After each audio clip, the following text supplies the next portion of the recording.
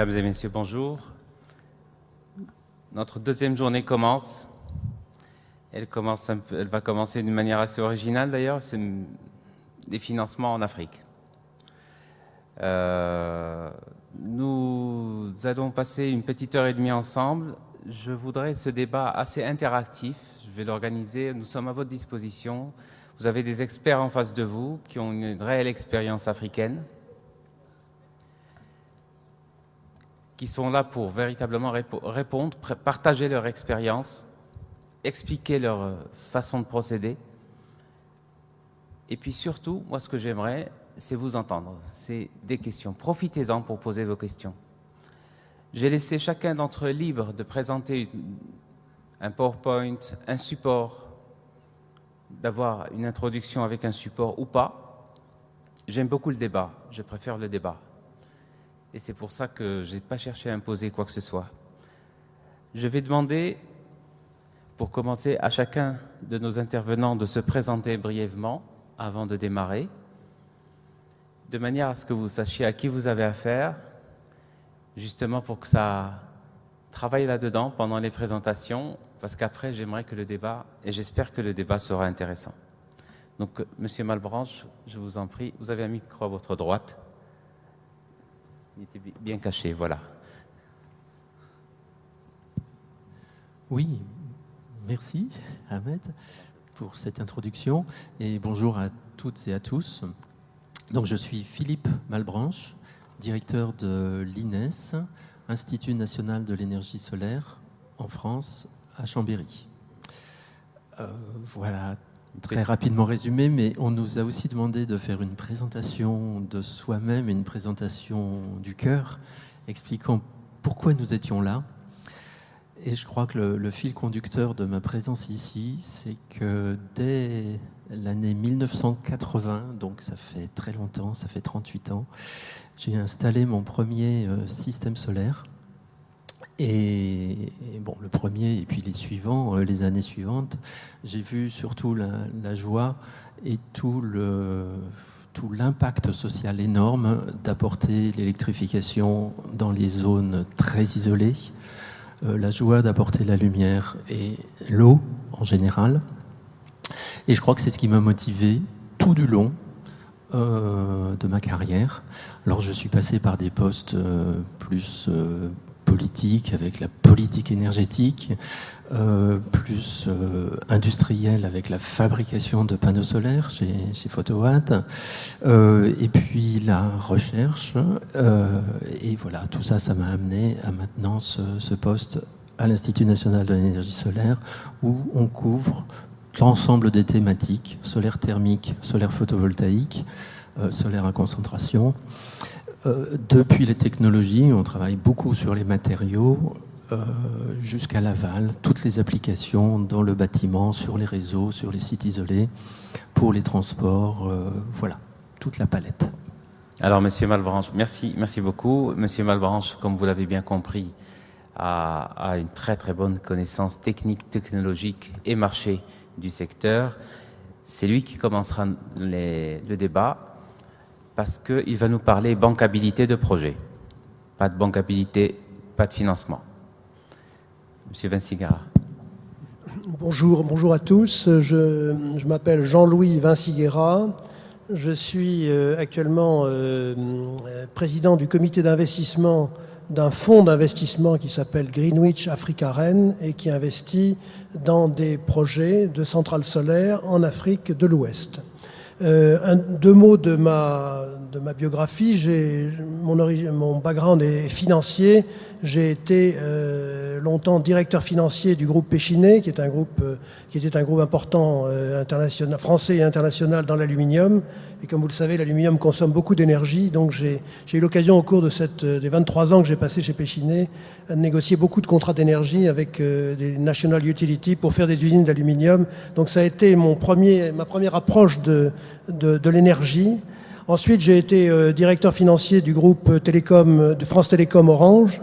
Et enfin, j'ai passé 12 ans avec l'Agacan, avec le fonds Agacan pour le développement économique, qui développe des projets en Afrique de l'Ouest et en Afrique de l'Est. Et parmi ces projets, il y avait des projets d'énergie. et qui était monté d'une manière originale, donc par le secteur privé, puisque le fonds Aga Khan pour le développement économique est un fonds privé.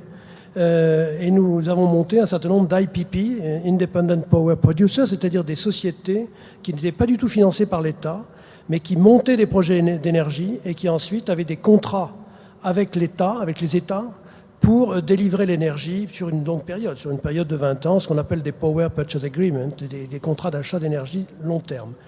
Et donc cette expérience-là m'a beaucoup intéressé parce que je me suis aperçu qu'on pouvait aider les pays d'Afrique et les sociétés d'électricité qui souvent ont du mal à développer des projets spécifiques parce qu'elles n'ont pas forcément les compétences en matière financière pour le faire.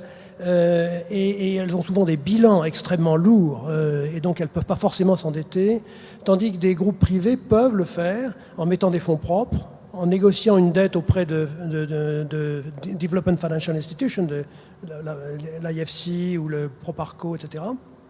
Et donc c'est faisable. Et avec l'Aga Khan, on a développé le projet Azito en Côte d'Ivoire, qui est une IPP qui fournit de l'électricité à la Côte d'Ivoire, le projet de Tsavo au Kenya, qui fournit également de l'électricité à la Société d'énergie du Kenya, et plus récemment le projet du barrage de Bujagali en Ouganda, qui est un important barrage qui fournit la moitié de l'électricité de l'Ouganda. Mais tout ça est financé par le privé. L'État n'a pas mis un sou là-dedans. Le seul engagement que prend l'État, c'est à travers sa société d'électricité, il s'engage à racheter le courant pendant 20 ans selon un contrat take-or-pay. Donc ça m'a beaucoup intéressé et je pensais prendre une retraite heureuse et finalement j'ai été abordé par une jeune équipe qui voulait monter un fonds d'investissement pour l'Afrique et c'est cette équipe qui m'a demandé d'être un des fondateurs de ce fonds d'investissement et de les conseiller pour monter des centrales solaires en Afrique de l'Ouest essentiellement. Et l'idée était évidemment m'a paru intéressante parce que un des problèmes que j'ai constaté quand je travaillais pour l'Aga Khan, c'est qu'en Afrique de l'Ouest, beaucoup de pays qui n'ont pas de pétrole ou de gaz fournissent leur réseau électrique avec des centrales thermiques au fioul, à des prix mais très élevés. Or, avec le solaire, il est possible de produire de l'énergie et à des prix très compétitifs par rapport au thermique. On peut abaisser le prix de 50%. Et on peut en même temps trouver des investisseurs financiers qui acceptent de mettre des fonds propres, de l'equity, et d'avoir une rémunération très convenable et de bons taux de rentabilité. Donc c'est un win-win, un gagnant-gagnant entre des investisseurs privés qui mettent de l'argent, qui prennent des risques, et des pays qui, eux, peuvent avoir d'énergie meilleur marché et en même temps réduire leur dépendance aux importations de pétrole et de fuel pour la centrale thermique. Donc voilà, c'est ça qui m'a passionné dans ce challenge. Et donc j'ai contribué à monter ce fonds d'investissement qui fonctionne et qui, il y a un an, a inauguré sa première centrale solaire de 20 MW au Sénégal, le projet Sénergie 2, qui fonctionne depuis un an parfaitement et qui livre son courant à la Sénélec tous les jours. Voilà les raisons pour lesquelles je suis ici.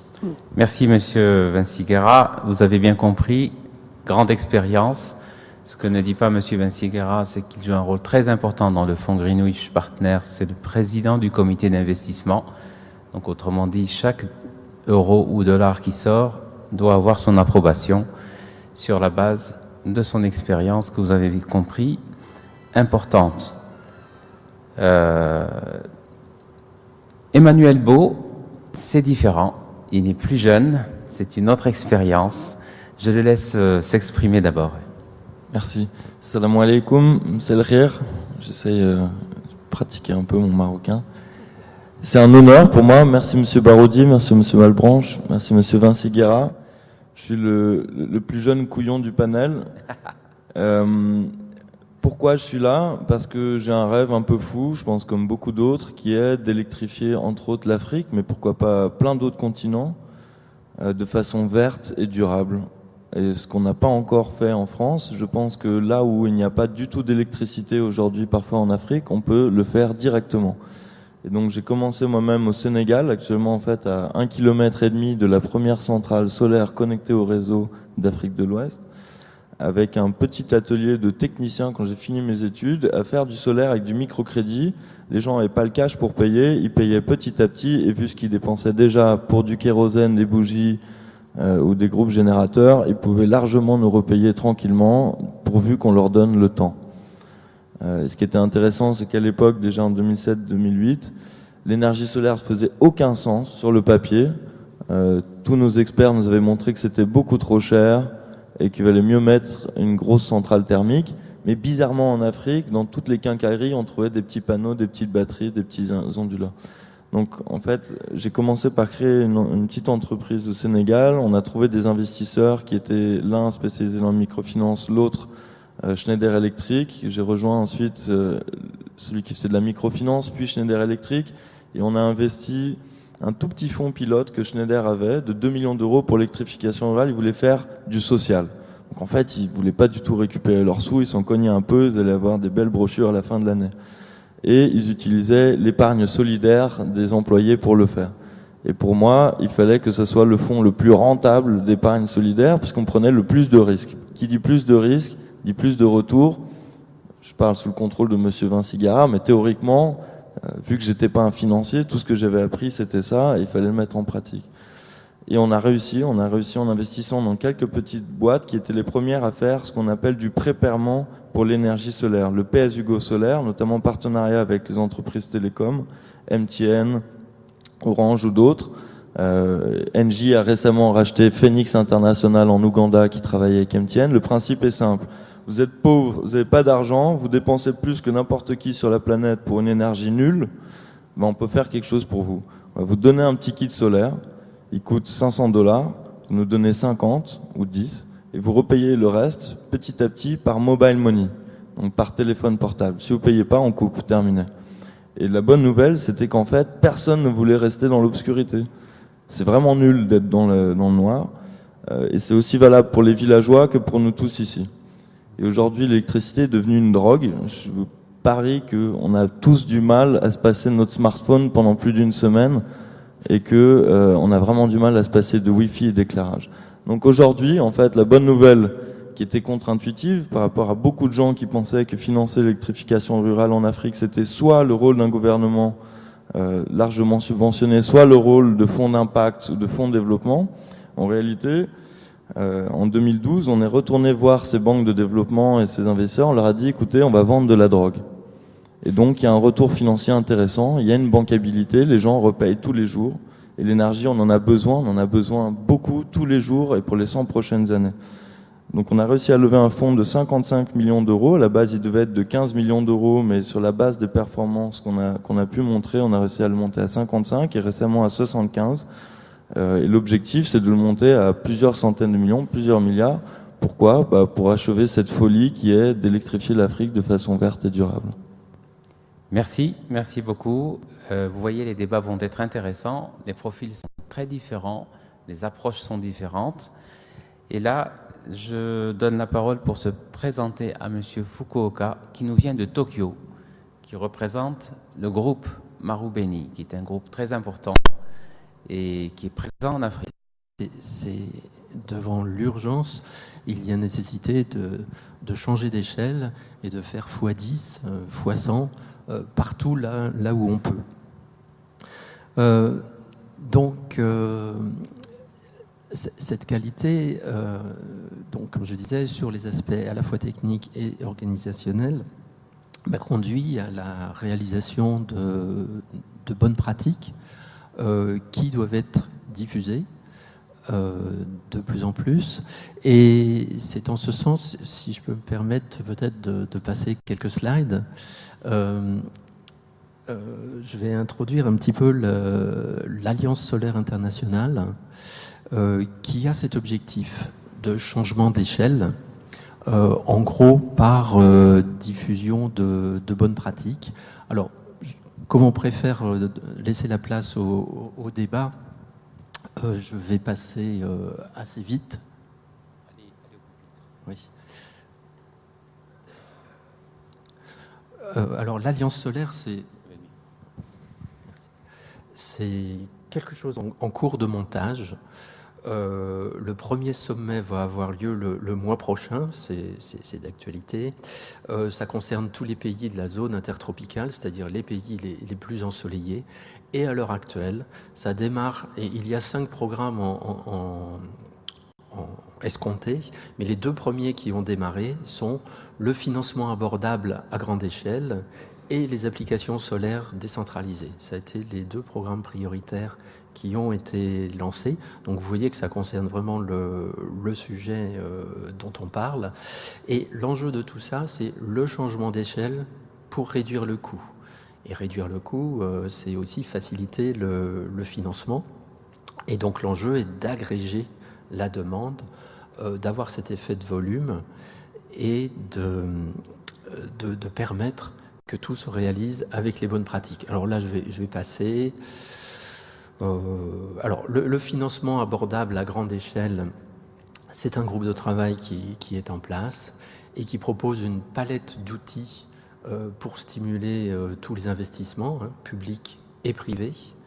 Le plus important, je vais sauter au 3e et dernier point, le CRMM, le Common Risk Mitigation Mechanism, qui sera la plateforme digitale de répartition des risques, et là qui est en pleine construction.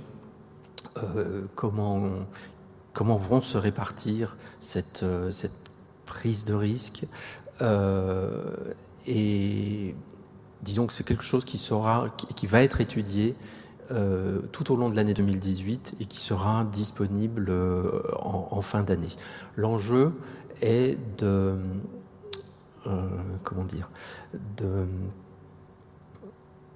standardiser l'ensemble des démarches nécessaires pour le financement d'un projet et de profiter de l'effet portefeuille de tout un ensemble de projets pour diminuer les risques et présenter ça à des investisseurs via la plateforme digitale.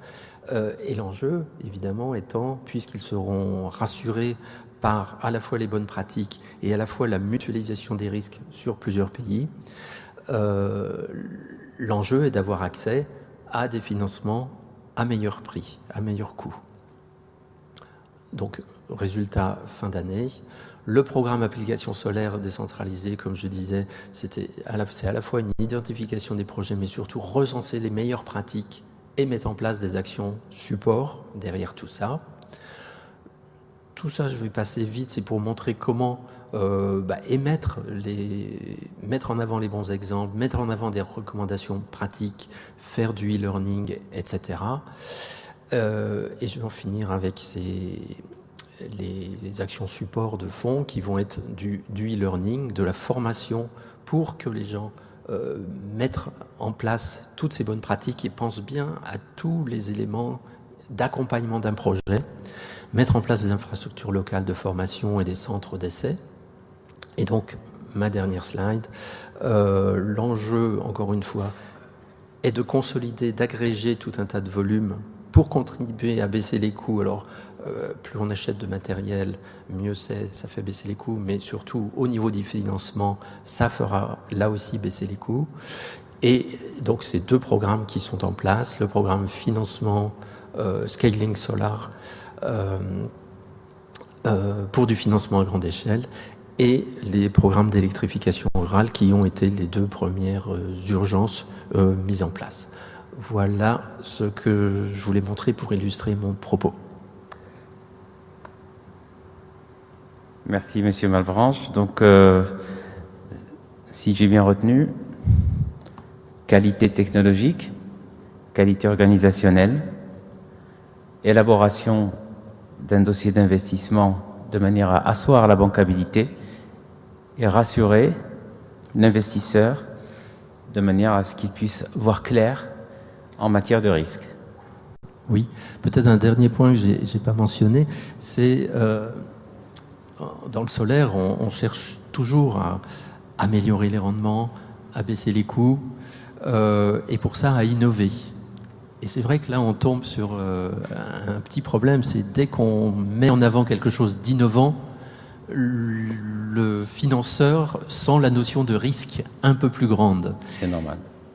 Et souvent, on est amené à faire la part des choses entre, oui, c'est une technologie innovante parce qu'elle produit mieux, elle va durer plus longtemps, mais tout ça, ce sont des choses difficiles à prouver.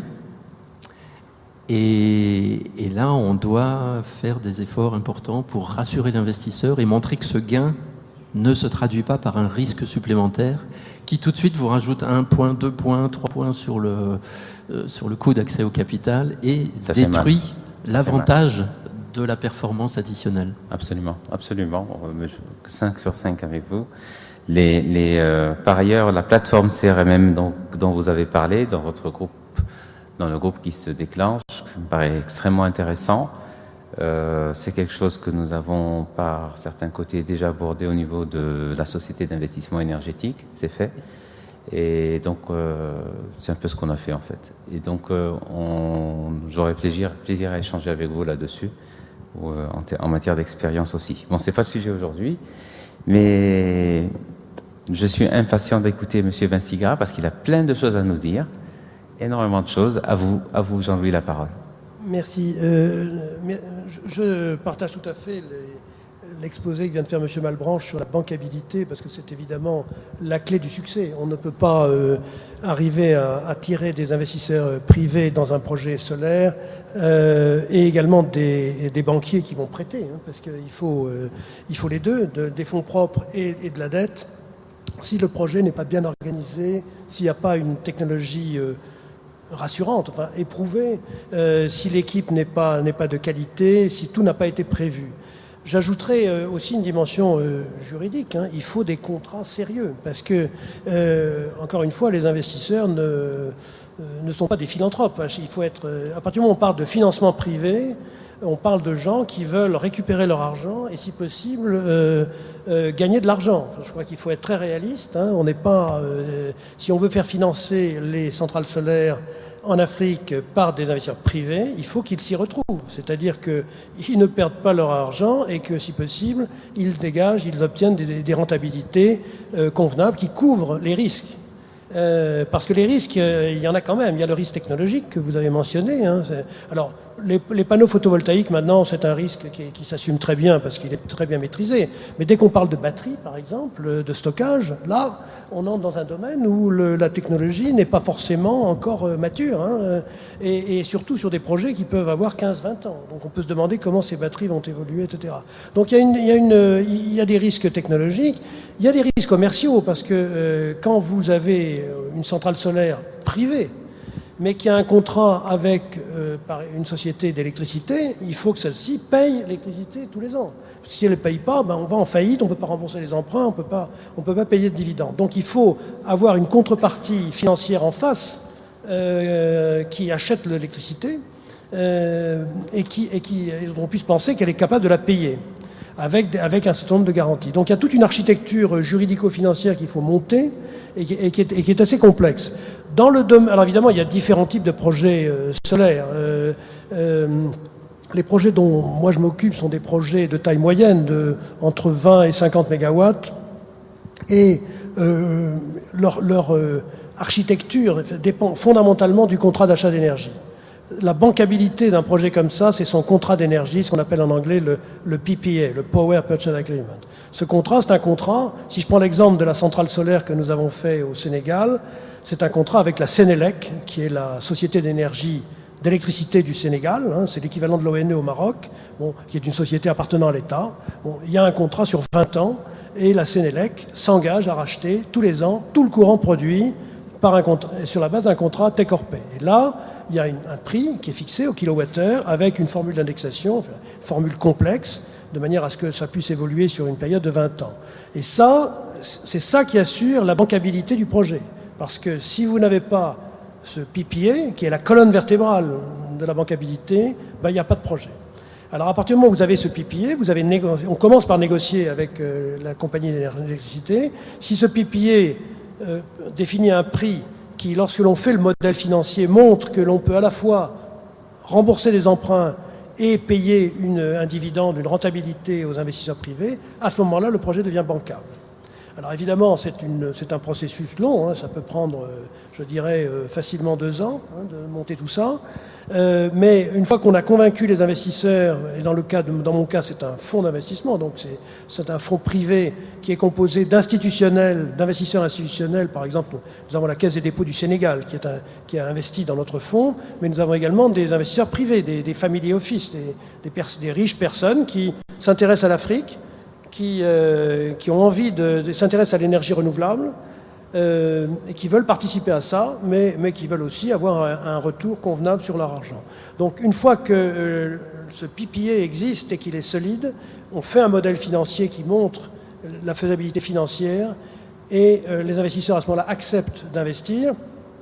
Ensuite, on s'adresse à ce qu'on appelle des Development Financial Institutions, c'est-à-dire des grandes banques internationales de développement. Alors l'IFC, enfin la filiale de la Banque mondiale pour le secteur privé, vous avez Proparco pour la France, le FMO pour la Hollande, ce sont toutes des sociétés qui sont contrôlées par les États ou par des organisations internationales, mais qui ont des filiales dédiées au secteur privé, au financement du secteur privé, en dette et quelquefois même en capital. Et les dettes qu'ils proposent, ce sont des dettes à 17 ans, 15-17 ans, à des taux de marché, hein, ils ne font pas de taux subventionnés. Ça peut représenter des taux de l'ordre de 4 à 5% sur le long terme. Et à partir de là, on négocie avec ces institutions ce financement. Et une fois que tout ça est réuni, eh bien, on négocie en parallèle avec un constructeur, puisque notre fonds d'investissement ne construit pas lui-même les projets. Dans le cas du Sénégal, on a fait un appel d'offres, mais on a choisi finalement le groupe Vinci Énergie, qui a une filiale en Afrique et au Sénégal, et qui a construit la centrale solaire. Là aussi, il y avait un contrat extrêmement complexe clé en main pour faire la centrale se construit en moins d'1 an, hein, une centrale solaire. La nôtre, celle du Sénégal, donc au départ 20 mégawatts, un terrain de 40 hectares. Elle a été parce que le solaire, ça consomme du terrain. Elle a été construite en moins d'1 an, inaugurée en octobre 2016. Et elle fonctionne très très bien. Elle approvisionne l'équivalent de 160 000 personnes au Sénégal, hein, cette centrale. Mais elle est connectée directement sur le réseau et elle a la chance d'être positionnée juste à côté d'une ligne à haute tension qui vient du barrage, d'un grand barrage qui est à côté et qui va vers Saint-Louis et Dakar. Donc la bancabilité pour moi, ce sont toutes les conditions exposées par M. Balbranche, plus un contrat d'achat d'énergie très solide et une contrepartie, je dirais, financière, un client. Il faut des clients qui payent et qui soient capables de payer. Dans le cas du Sénégal, par exemple, nous avons obtenu la garantie de l'État du Sénégal sur la société, les paiements par la Sénélec. Il y a les garanties souveraines. Donc là, quand vous avez ce genre de structure, il est évident que les investisseurs et les grandes institutions de prêt, de financement international, acceptent de prêter. Donc nous avons un schéma avec un prêt à 17 ans. Le rapport, il faut savoir que dans ce genre de type d'infrastructure, on peut financer jusqu'à 75% du projet par dette, hein, dette à long terme. Donc un quart de fonds propres, 3/4 de dette, et ça fonctionne très bien. Et on arrive à fournir de l'énergie à un prix très inférieur au coût marginal de production d'une centrale thermique au Sénégal. Hein. Si vous voulez, les centrales thermiques les moins performantes sont à 140 francs CFA le kilowattheure, c'est-à-dire 25 cents le kilowattheure. C'est énorme. Bon, le solaire, il peut venir à 50 francs CFA le kilowattheure par rapport à 140. Hein. Et en même temps, on peut donner des rentabilités convenables aux investisseurs, très convenables, qui couvrent leurs risques. Donc, c'est vraiment possible. C'est vraiment possible. Il faut évidemment quelquefois, dans certains pays, adapter les législations qui ne le permettent pas. Mais en Afrique de l'Ouest, pour la plupart des pays, que ce soit le Sénégal, le Mali, la Côte d'Ivoire, le Burkina, sur lesquels nous avons d'autres projets en cours, hein, c'est possible. Et on peut avoir une société privée, productrice d'électricité, qui vend son courant à la société d'énergie. Et donc on a des schémas. Et l'argent ne manque pas. Hein. Si vous avez un projet bancable, de l'argent, il y en a. Il y a des fonds d'investissement privés. Il y a toutes les DFI, Development Financial Institutions, et il y a des milliards qui sont disponibles. Le problème, et c'est ça la difficulté, je trouve, en Afrique subsaharienne, c'est d'agréger tout ça il faut une énergie, si je puis dire, énorme. Il faut déplacer des montagnes parce que vous avez des bureaucraties, des technostructures. C'est épouvantablement long. Mais si on a de la ténacité et de la compétence, on peut y arriver. Nous, on l'a fait en 1 an, hein, notre projet. Enfin, on a eu une année de recherche, mais en 1 an, on a négocié tout et on l'a monté. Donc c'est possible, il faut des équipes très motivées, sur place, et compétentes et qui s'accrochent, si je puis dire, mais c'est faisable. Merci beaucoup, monsieur. C'est très intéressant. En tout cas, vous nous donnez des indicateurs, moi, qui me parlent beaucoup. J'imagine Greenwich Partners arriver au Sénégal comme un investisseur privé lambda.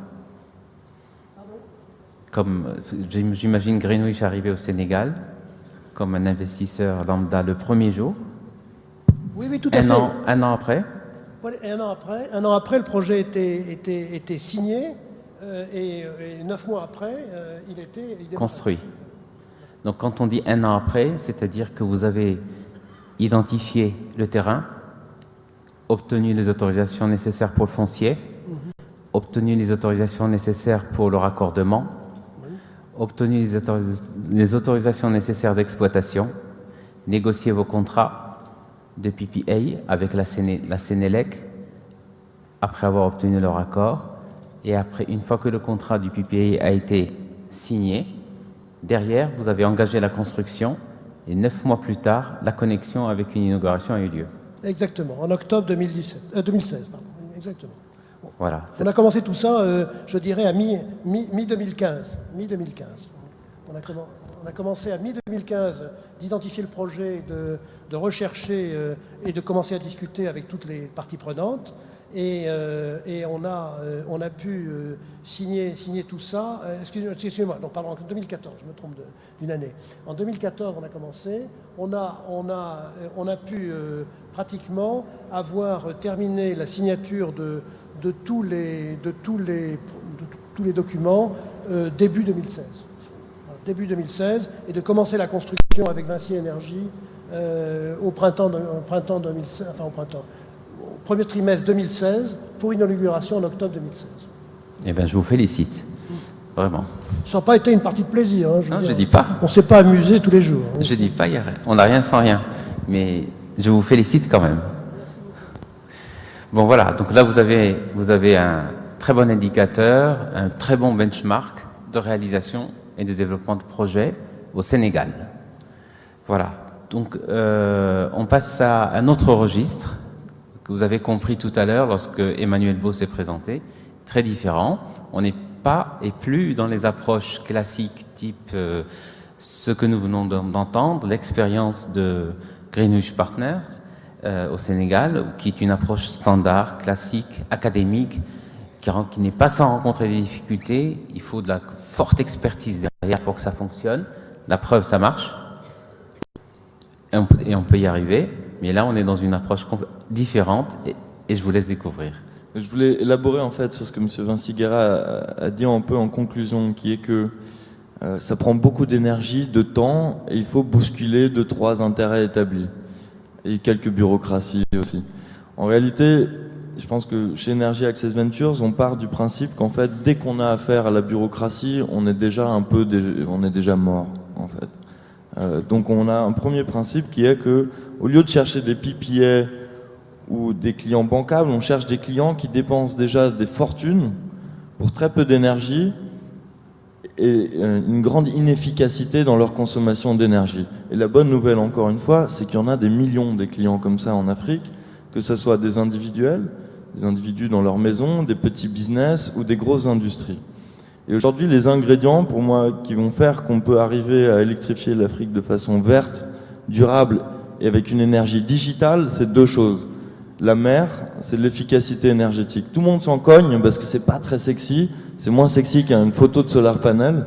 Mais en réalité, l'efficacité énergétique, c'est ce qui nous permet aujourd'hui, et je pense que M. Malbranche me le dira, de faire que le solaire soit de plus en plus la solution qu'on déploie de façon décentralisée en fonction des besoins et en fonction des profils d'utilisation. On peut avoir des solutions de plus en plus individualisé. Il y a une préférence même pour l'individualisation. Ce que je veux dire, c'est que les gens veulent avoir un panneau chez eux, les industries veulent avoir des panneaux sur leur toit, etc., etc. Donc il y a une décentralisation.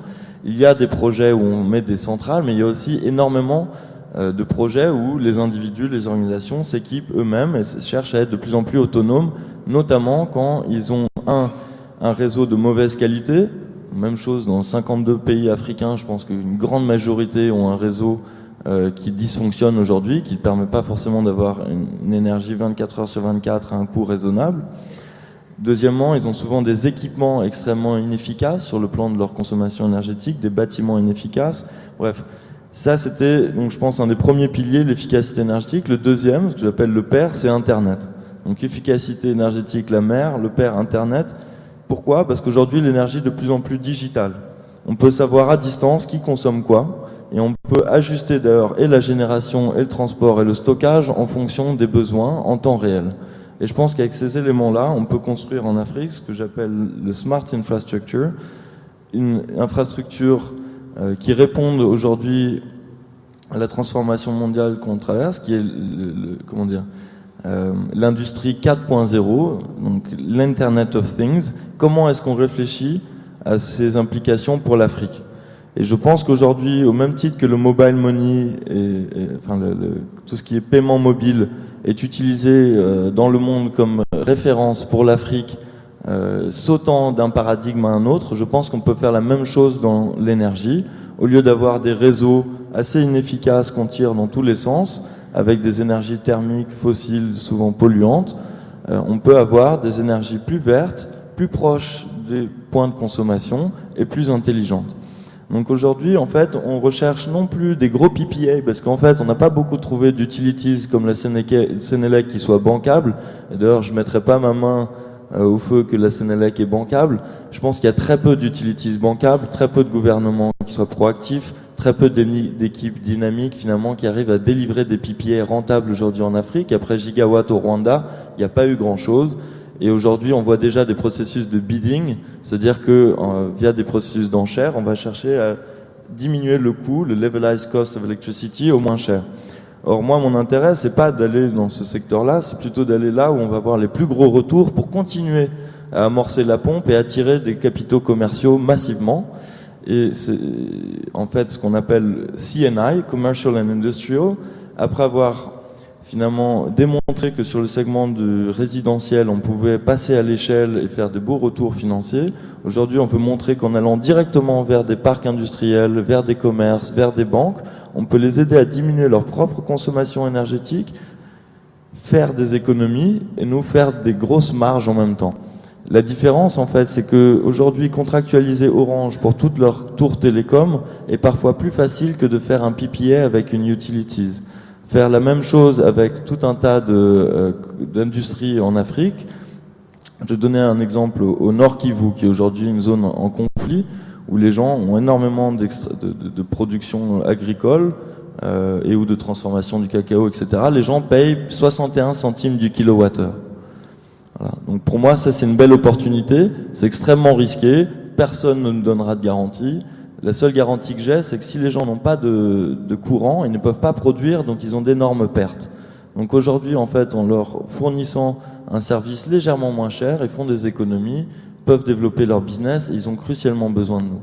Et aujourd'hui, je pense qu'il y a énormément d'opportunités diffuses comme ça en Afrique, qui sont plus rapides, plus faciles parfois à saisir que les contrats de PPA, où on a souvent énormément de parties prenantes.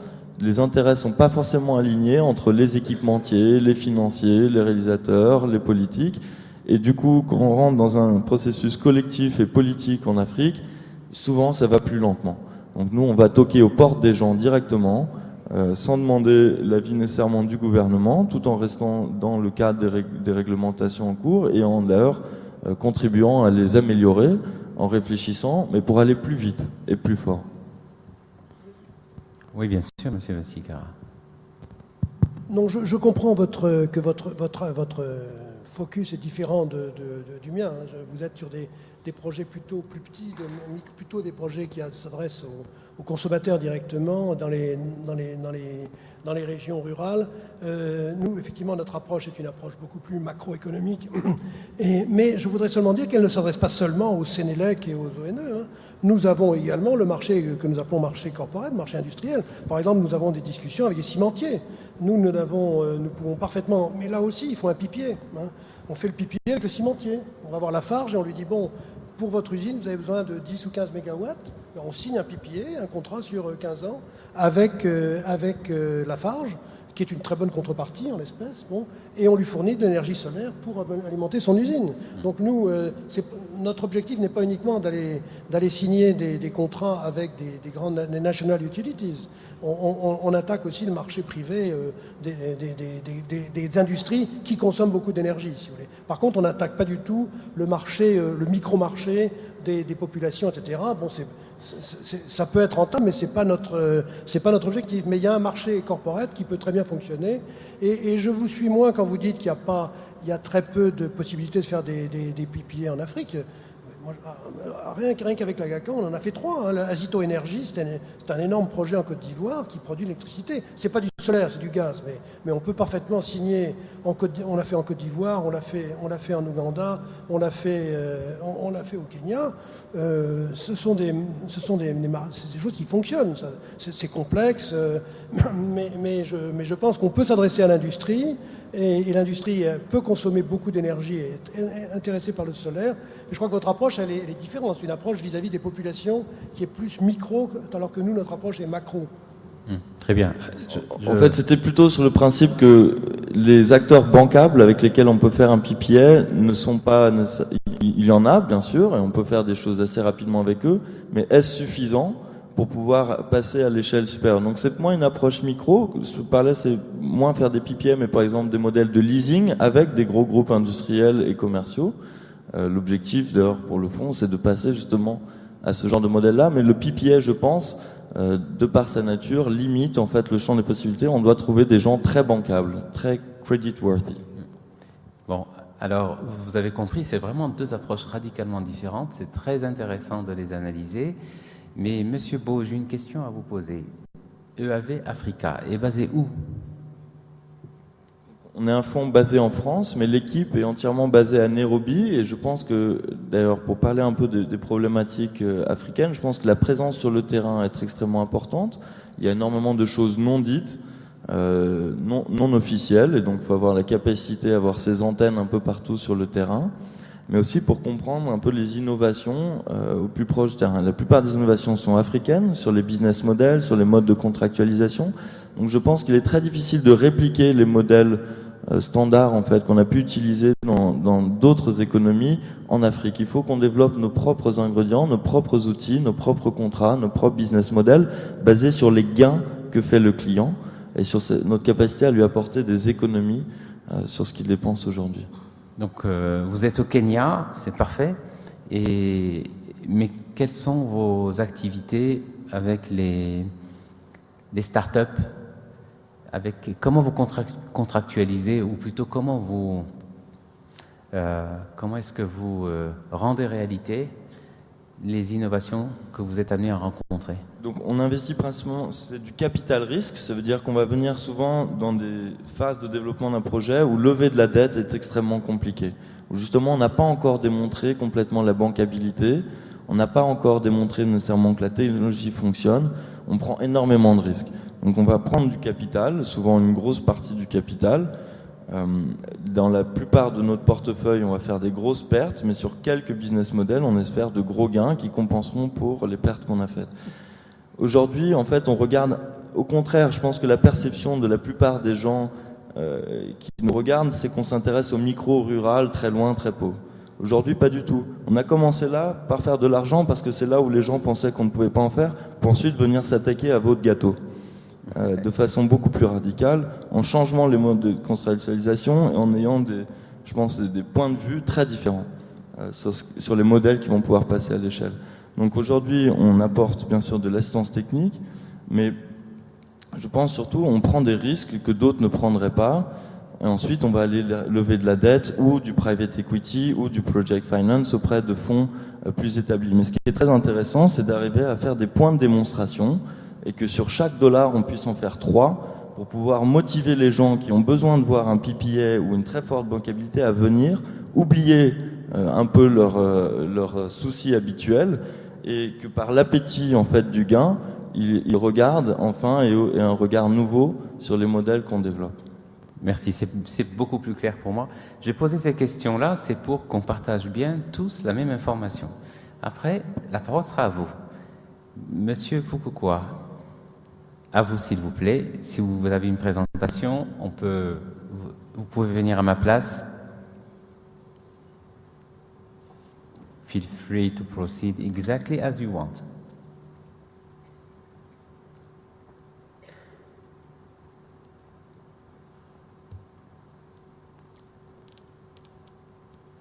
Discussion has been made in centralized option or decentralized option.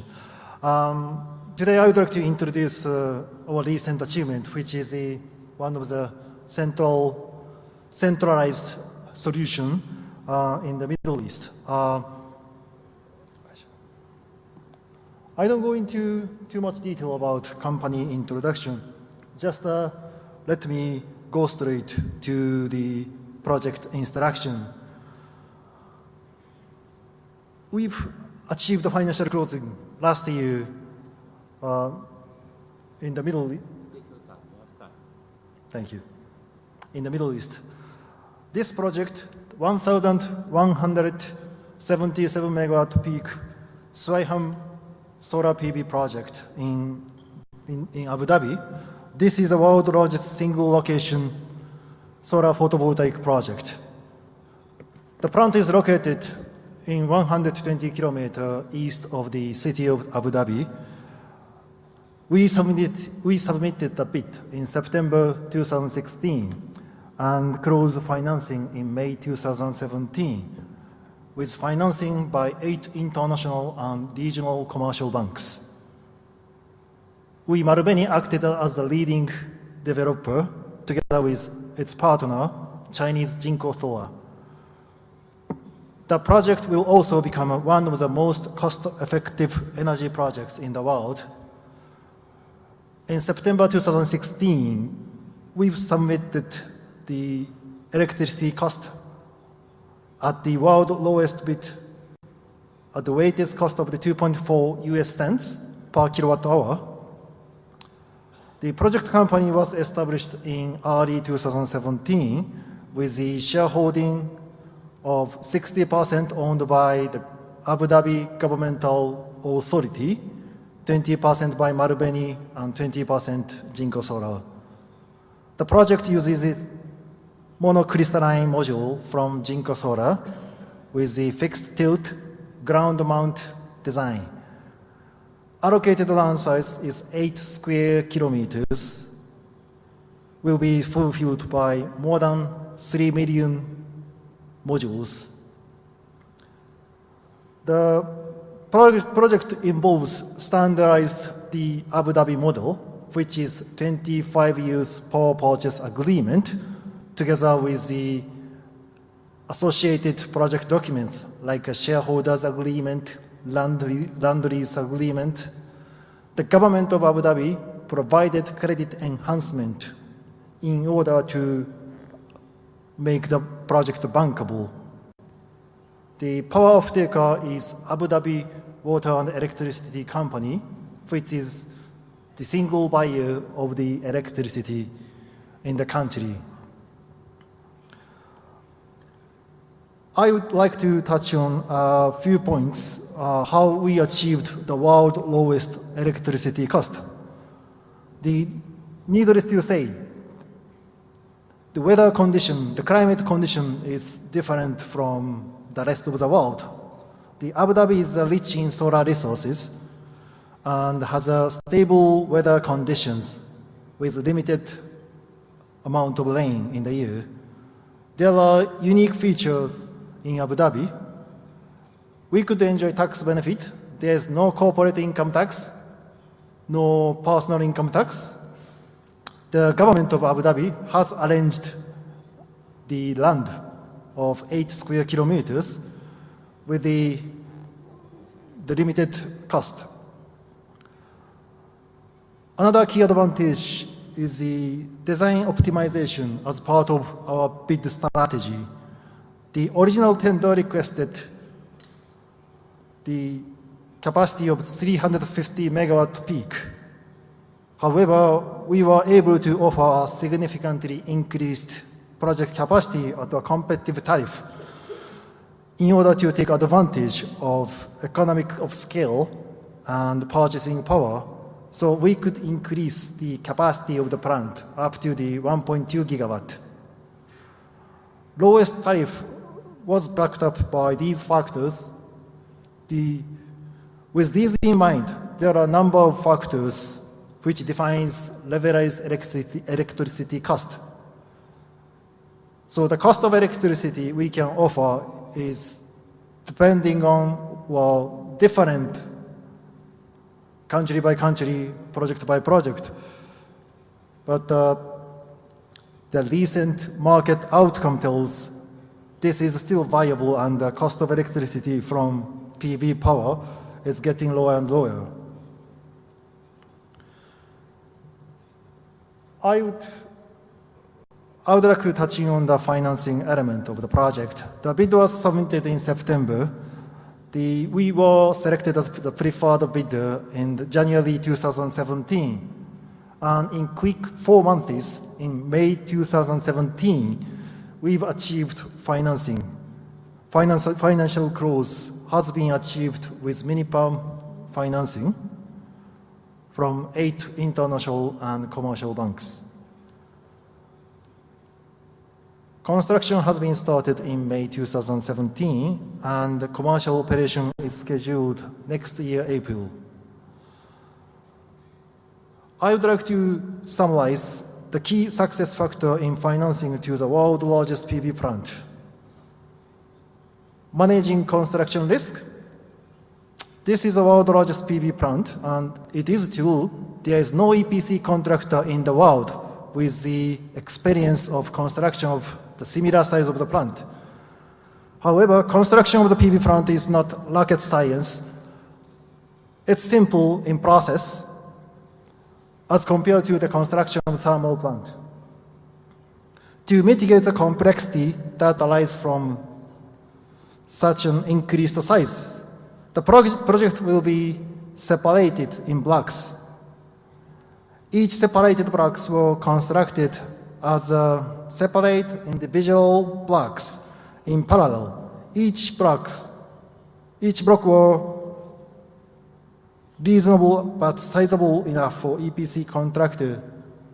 The plant design is modular in nature and therefore consists of largely repeating and standardized units of the key plant component, which mitigated the construction risk. I can say the technology of PV plant is now proven and the bankability is certified. Indeed, there were a number of technical points discussed with banks in arranging financing. We use one of the newest type of module from Chinese Jinko. There were discussions about methodology of cleaning modules in desert conditions. You can imagine how much dust will affect the availability of the power. We spent time with banks to exchange views on these elements and manage the bank's due diligence process. Again, there are a number of points we have to focus, but the banks are getting comfortable with these technologies. The project raised $650 million project financing from 8 international and regional commercial banks. In order to get wider group of banks, we selected soft minimum financing structure, which involves the financing elements. The structure does give the project an incentive to refinance the existing debt. But this attracted commercial banks' appetite. Consequently, we had more chance to access to deep liquidity in the current financing market.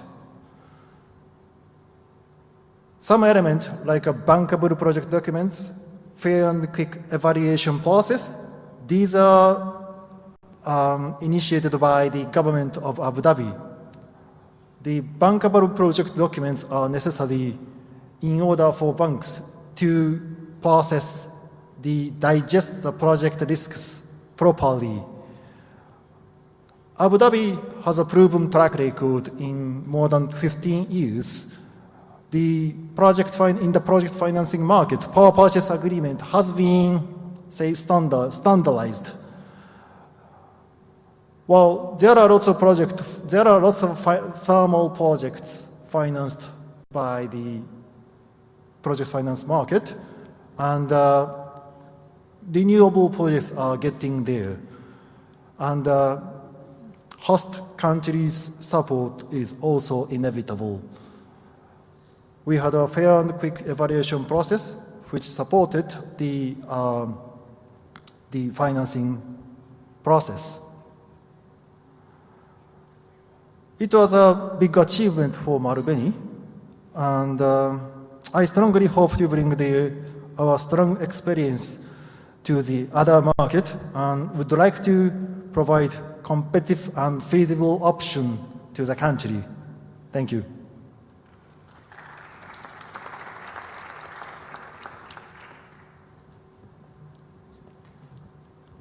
Well, Mr. Fukuoka, congratulations. More than plus de 1 gigawatt en moins de 2 ans mis en place. Bravo pour ce contrat, bravo pour cette réalisation. Voilà, donc nous avons un échantillon fort intéressant autour de la table. Vous avez bien compris les expériences que vous avez en face de vous. Une expérience technologique, réglementaire, bâtisseur de bancabilité. Une expérience financière pendant des années et qui maîtrise parfaitement une mécanique complexe basée sur des process de développement complexes, s'appuyant sur des outils financiers et surtout juridiques complexes et qui marchent bien au Sénégal, par exemple, et dans d'autres pays. Une expérience jeune, je dirais plus fougueuse, proche du terrain, très éloignée des expériences, je dirais, traditionnelles et académiques, mais qui marche et qui marche bien, rentable, reconnu par les financiers. Pour preuve, les levées de fonds en millions d'euros et en dizaines de millions d'euros réussies sur la base de cette approche auprès des mêmes financiers. Vous voyez? Et enfin, une superbe expérience d'un grand groupe japonais qui a développé une immense centrale en un temps record et qui marche. Voilà. Donc avec ça, vous avez un très joli panel. La parole est à vous. J'aimerais maintenant un bon débat parce que vous avez véritablement devant vous une vraie opportunité de débattre et de poser des questions, de clarifier toutes vos interrogations. Alors, qui commence par la première question? C'est le plus dur, en général.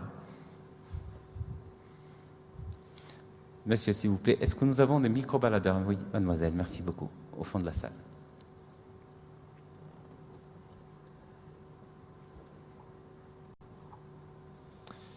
Bonjour, mon nom est Denis Grelier, de la société Douar Eden. Je suis français mais installé à Casablanca. Je souhaiterais aborder une réalisation qui se situe un petit peu entre les deux présentations qui ont été proposées ce matin. S'agissant de mini-réseaux, est-ce que parmi vous, vous avez déjà des expériences de financement de mini-réseaux, donc qui ne s'adressent pas directement ni aux utilities, ni au client final en tant que particulier? On ne va pas vendre l'électricité aux gestionnaires de réseau, c'est un petit peu entre les deux. Et pour moi, c'est vraiment des ambitions fortes en termes de déploiement de l'électricité en Afrique, là où le réseau n'existe absolument pas, et vecteur de retour sur investissement aussi pour la population locale, afin d'avoir son propre investissement et créer de la valeur et créer aussi des revenus. Merci, monsieur. Alors, attendez, je vais revenir vers vous. On va procéder question-réponse. Question-réponse. Parce que je veux que ça s'anime. Qui veut répondre? Emmanuel.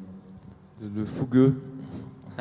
Des mini-réseaux, oui, j'en ai fait personnellement au Sénégal, moi-même en 2007, 2008, 2009. Ça n'a pas marché, notamment parce qu'on avait des tarifs réglementés. Donc il y a une question vraiment à qui on vend et dans quel contexte on se place vis-à-vis de la réglementation.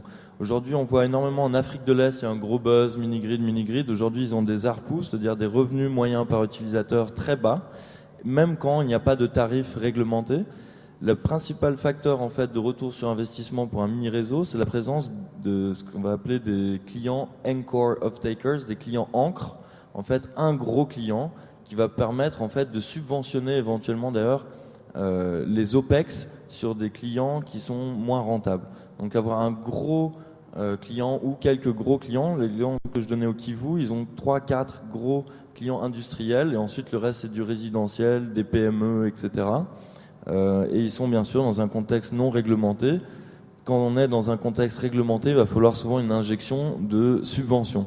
Donc quel que soit le modèle, on devient un ESCO, Energy Service Company, et il faut ensuite se positionner soit dans un cadre réglementaire avec des tarifs qui sont fixés par le gouvernement et arriver à y opérer, soit dans un contexte non réglementé, mais néanmoins avoir la capacité d'avoir 2-3 gros clients pour pouvoir rentabiliser ces infrastructures. Typiquement, les gens s'attendent à en gros 15 à 18% de taux de rendement de TRI sur un mini-grid sur 20 ans.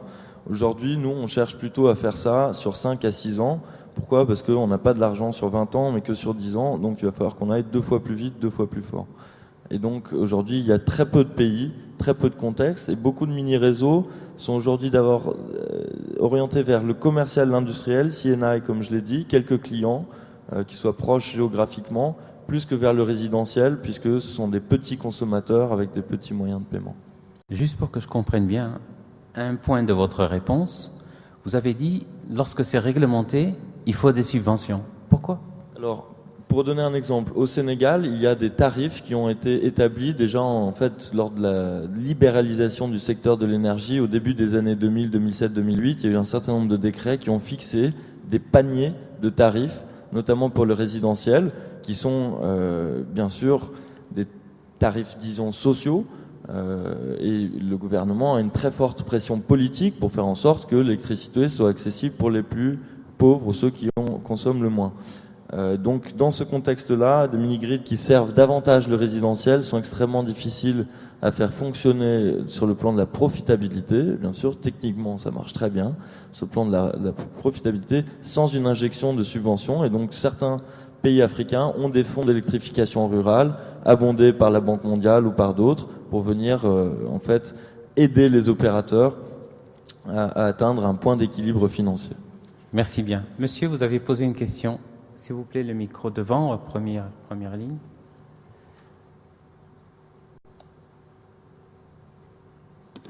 Présentez-vous. Merci. Bonjour, monsieur. Donc, je tiens à remercier les panélistes qui nous ont fait un très bon exposé. Moi, je me présente, je suis de la région Bnimler-Knefra, je suis vice-président et je vais vous parler un petit peu de notre région afin que vous puissiez avoir une idée très claire sur notre territoire qui est très immense. Et on avait procédé à une cartographie de la région pour essayer de, soi-disant, d'identifier les zones ensoleillées et les zones ventées afin de se décider sur le meilleur moyen du choix, soi-disant, de l'énergie qu'il faut. Donc ma question est très simple, c'est que notre région est disposée à financer ces différents projets, bien sûr en partenariat avec des spécialistes, mais le problème c'est qu'on s'est perdu entre les différents fonds. Il y a plusieurs caisses, plusieurs fonds qui financent ces projets, mais on n'arrive pas à identifier à qui s'adresser afin de décrocher ou de signer des conventions avec ces investisseurs. J'aimerais bien avoir, si possible, les coordonnées de ces panélistes afin qu'on puisse les contacter par la suite pour essayer soi-disant, de trouver des partenariats et des conventions pour essayer d'attirer des investisseurs à notre région, parce qu'on en a besoin pour tout ce qui est zones économiques qui sont en cours. On en a besoin pour la population rurale qui est très dispersée, et on en aura besoin pour l'éclairage public. Et merci. Très bien, merci pour votre question. En tout cas, non seulement vous aurez l'opportunité de discuter avec les panélistes à la pause café juste après, mais en plus de ça, on vous communiquera l'ensemble des coordonnées des personnes ici présentes. Autre question? Monsieur, s'il vous plaît.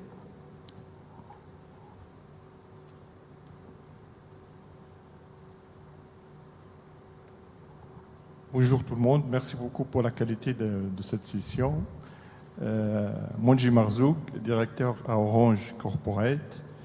J'ai deux petites questions. La première, quels sont les pays où c'est possible de faire de PPA Corporate, en Afrique je veux dire. Et la deuxième, sur les Smart Home Systems, est-ce qu'il y a des contraintes réglementaires et est-ce que par rapport aux solutions mini-grid, complémentarité géographique ou même c'est-à-dire solutions alternatives sur la même zone. Qui veut répondre à ça? Sur les PPA corporate, peut-être. Sur le PPA corporate, il y a, je n'ai pas une nomenclature de tous les pays d'Afrique, mais il y a beaucoup de pays d'Afrique où c'est possible. C'est soumis à le fait d'être producteur d'électricité est soumis à une autorisation. C'est-à-dire que vous ne pouvez pas démarrer une production d'électricité pour une société, pour une entreprise. J'ai cité Lafarge tout à l'heure, ça peut être pour Orange par exemple, mais il faut une autorisation. Il faut passer par, il y a en général une commission de régulation de l'énergie qui donne son autorisation. Mais cette autorisation prend un certain temps, mais ne pose pas de problème de principe, si vous voulez. Donc dans la plupart des pays d'Afrique de l'Ouest, en tout cas, puisque nous travaillons à ce stade uniquement sur l'Afrique de l'Ouest, pas sur l'Afrique de l'Est, on peut obtenir ces autorisations. Et par exemple, j'ai compris que vous étiez responsable chez Orange, oui, on peut faire on a étudié nous-mêmes d'ailleurs, des mini-centrales solaires sur les tours télécoms. L'idée de ces projets télécoms, c'est évidemment les tours télécoms qui sont isolées dans le paysage, si je puis dire, sont en général alimentées par des groupes électrogènes au fioul, ce qui est assez coûteux au point de vue de vos prix de revient. En arrivant avec une mini-centrale solaire qui va remplacer le groupe électrogène, enfin en tout cas dans la journée, parce que la nuit il y a un petit problème de stockage là aussi, mais en tout cas on peut abaisser de manière significative les coûts de la société de télécom, et donc ce sont des choses qui sont intéressantes. On a regardé ça au Congo, par exemple, à la République démocratique du Congo. On a même un accord avec Orange, je crois, qui a été signé sur plusieurs centaines de tours télécom. Et donc c'est quelque chose qui peut se répéter dans beaucoup de pays d'Afrique et qui a du sens. Et là, on reparle de PPA, excusez-moi, je suis obsédé, mais là c'est un PPA signé avec Orange. Dans l'exemple du Congo, on a signé un PPA avec Orange Congo. Mais vous voyez, les investisseurs, quand ils sont devant une situation comme ça, ils posent des questions, parce qu'encore une fois, c'est un art d'exécution. Et je prends l'exemple du Congo. Moi, au comité d'investissement que je préside, je pose un certain nombre de questions. Alors, par exemple, je dis, qui est la contrepartie? Alors, on me dit, c'est le groupe Orange. Alors, je dis, c'est formidable, le groupe Orange. J'ai été le directeur financier du groupe, donc je le connais. Et c'est des gens sérieux, c'est des gens solides. Mais je dis, mais le groupe Orange, c'est quelle entité? Alors, on me dit, c'est Orange Congo. C'est pas la même chose, Orange Congo et le groupe Orange. Bon. Donc, il y a des risques. Il y a des risques. Qu'est-ce qui se passe si... Alors on dit, est-ce que Orange va donner la garantie à sa filiale? Orange dit non, bien sûr. Bon, et donc c'est pas si facile. Hein. Bon, même quand on a en face de soi une grande société, une grande corporation, il y a des modalités à regarder. Est-ce que la filiale est garantie par sa société mère? Est-ce que le pays comporte des risques politiques? Si vous prenez le Congo, il y a quand même des zones rebelles extrêmement difficiles. Hein. Bon, donc il faut regarder si ces tours télécom, elles sont pas trop en zone rebelle, quoi. Alors, si on a signé parce que on a vu qu'il y avait que 10% qui étaient dans des zones difficiles et 90% dans des zones relativement sécures. Enfin, il y a des risques. Hein. Bon. Mais enfin, c'est un sujet qui est un beau sujet, le tour télécom, pour l'énergie photovoltaïque, c'est certain, et qu'il y a un très gros potentiel. Je pense que les fonds d'investissement vont s'y intéresser de plus en plus, et que là, il y a un marché énorme, parce qu'il y a des milliers de tours télécom en Afrique. Hein, et que ça fait sens pour la société de télécom, ça fait sens pour les investisseurs, sous réserve d'avoir un bon PPA